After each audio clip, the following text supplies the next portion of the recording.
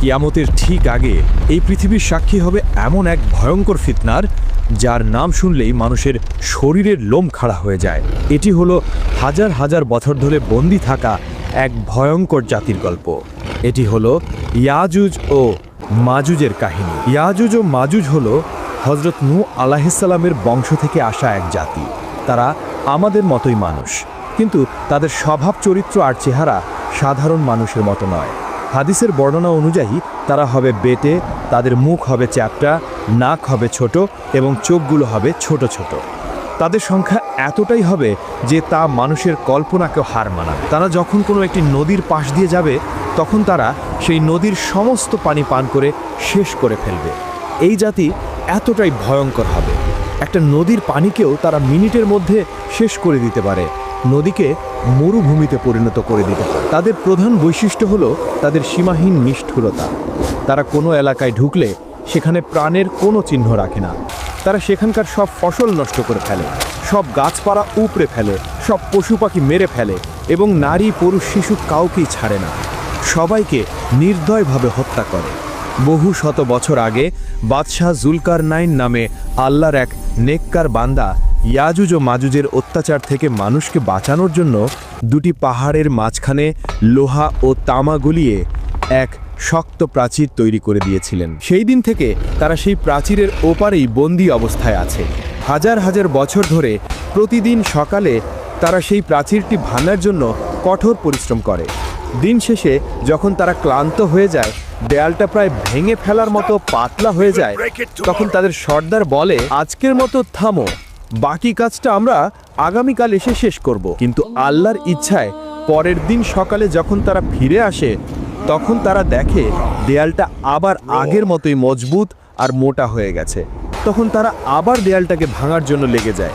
এভাবেই চলছে দিনের পর দিন, বছরের পর বছর, কিন্তু দেয়ালটা ভেঙে তারা বাইরে আসতে পারে না।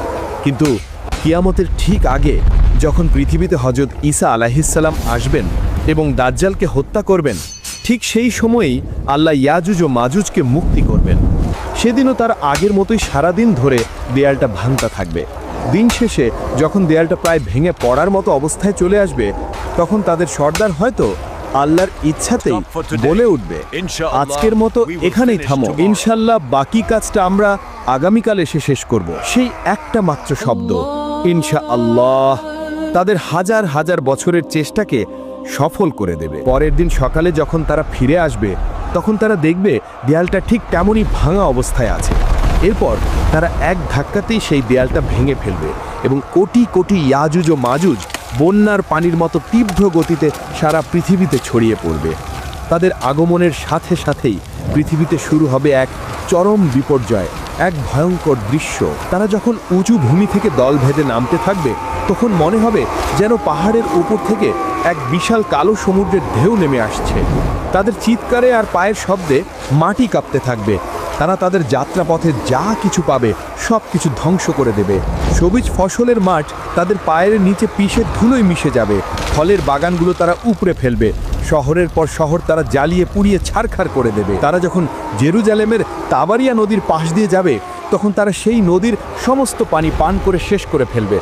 নদীটা একদম শুকিয়ে মরুভূমির মতো হয়ে যাবে। কিছুক্ষণ পর যখন তাদের শেষ দলটি সেই শুকনো জায়গার পাশ দিয়ে যাবে, তখন তারা একে অপরকে বলবে, হয়তো কোনো এক সময় এখানে পানি ছিল। পৃথিবীর মানুষ ভয়ে আতঙ্কে দিশাহারা হয়ে যাবে। তারা নিজেদের ঘর বাড়ি ছেড়ে পাহাড়ের গুহায় এবং জঙ্গলে গিয়ে আশ্রয় নেয়ার জন্য ছুটতে থাকবে। কিন্তু ইয়াজুজ ও মাজুজের হাত থেকে পালানো প্রায় অসম্ভব হবে। তারা পৃথিবীর মানুষকে মারতে মারতে এমন এক পর্যায়ে পৌঁছাবে যখন তারা অহংকার করে বলবে, আমরা তো পৃথিবীর সব মানুষকে মেরে ফেলেছি, এবার তো পৃথিবীতে আমাদের কোনো শত্রু নেই, চলো এবার আকাশের ফেরেশতাদের মারি। এই বলে তারা আকাশের দিকে তাদের তীর ছুড়বেন। আল্লাহর তাদের এই অহংকারকে পৃথিবীর মানুষের সামনে প্রকাশ করার জন্য সেই তীরগুলোকে রক্তমাখা অবস্থায় তাদের কাছে ফিরিয়ে দেবেন। রক্তমাখা তীর দেখে তারা আনন্দে চিৎকার করে বলবে, দেখো আমরা আকাশের ফেরেশতাদের মেরে ফেলেছি, এখন আমরাই এই মহাবিশ্বের শাসক। তাদের এই ভয়ঙ্কর অত্যাচারে পৃথিবীর ঈমানদার মানুষেরা খুবই বিপদে পড়ে যাবেন। হযরত ঈসা আলাইহিসসালাম এবং তার সাথে থাকা মুমিনরা তখন তুর পাহাড়ে আশ্রয় নেবেন। সেখানে তারা অনেক কষ্টে পড়বেন, খাবারের এমন অভাব দেখা দিবে যে একটা গরুর মাথার দাম 100টা সোনার মুদ্রার চেয়েও বেশি মনে হবে। ক্ষুধা আর কষ্টে ইমানদারদের অবস্থা নাজেহাল হয়ে যাবে। সেই কঠিন আর অসহায় মুহূর্তে যখন বাঁচার আর কোনো উপায় থাকবে না, তখন হযরত ঈসা আলাইহিসসালাম এবং তার সঙ্গীরা আল্লাহর কাছে 2 হাত তুলে দোয়া করবেন।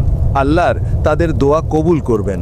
তিনি ইয়াজুজ ও মাজুজের উপর এমন এক গজব পাঠাবেন যা কোনো মানুষ কল্পনা করতে পারবে না। আল্লাহর তাদের ঘাড়ে নাগাফ নামের এক বিশেষ ধরনের পোকা পাঠিয়ে দেবেন।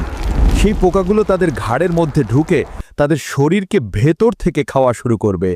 কোটি কোটি ইয়াজুজ ও মাজুজ, যারা একটু আগেও নিজেদেরকে পৃথিবীর শাসক বলে দাবি করছিল, তারা এই ছোট্ট পোকার আক্রমণে এক মুহূর্তের মধ্যে পোকা মাকড়ের মতো ছটফট করতে করতে মারা যাবে। তারা সবাই একসাথে পচে গলে এমনভাবে মারা যাবে যে তাদের মরা দেহের দুর্গন্ধে পৃথিবীর বাতাসে নিঃশ্বাস নেওয়াই কঠিন হয়ে যাবে। তখন হযরত ঈসা আলাইহিসসালাম আবার আল্লাহর কাছে দোয়া করবেন। আল্লাহ তখন উটের ঘাড়ের মতো বিশাল বিশাল পাখি পাঠাবেন। সেই পাখিরা ইয়াজুজ ও মাজুজের কোটি কোটি লাশ তুলে নিয়ে আল্লাহ যেখানে চাইবেন সেখানে ফেলে দিয়ে আসবেন। এরপর আল্লাহ এমন এক রহমতের বৃষ্টি পাঠাবেন যা পৃথিবীর প্রতিটি কোণকে ধুয়ে মুছে একদম পরিষ্কার আর পবিত্র করে দেবে। আর তারপর পৃথিবীতে শুরু হবে এক নতুন শান্তির যুগ, যা আল্লাহর দেয়া বরকতে পরিপূর্ণ থাকবে। এই ভয়ঙ্কর কাহিনী আমাদের এটাই শিক্ষা দেয় যে আল্লাহর পরিকল্পনা আর ক্ষমতার কাছে পৃথিবীর কোনো শক্তিই টিকে থাকতে পারে না। আর ঈমানদারদের জন্য আল্লাহর সাহায্য সব সময় প্রস্তুত, যদি তারা ধৈর্যের সাথে তার কাছে সাহায্য চায়। ইয়াজুজ ও মাজুজের এই কাহিনী যদি আপনার ঈমানকে শক্তিশালী করে থাকে, তাহলে ভিডিওটিতে একটি লাইক দিন এবং আপনার প্রিয়জনদের সাথে শেয়ার করে এই গুরুত্বপূর্ণ জ্ঞানটি ছড়িয়ে দিন। আমাদের চ্যানেলটি সাবস্ক্রাইব করে ইসলামের এমন আরও মহর্তিময় এবং শিক্ষণীয় কাহিনী জানার জন্য আমাদের সাথেই থাকুন।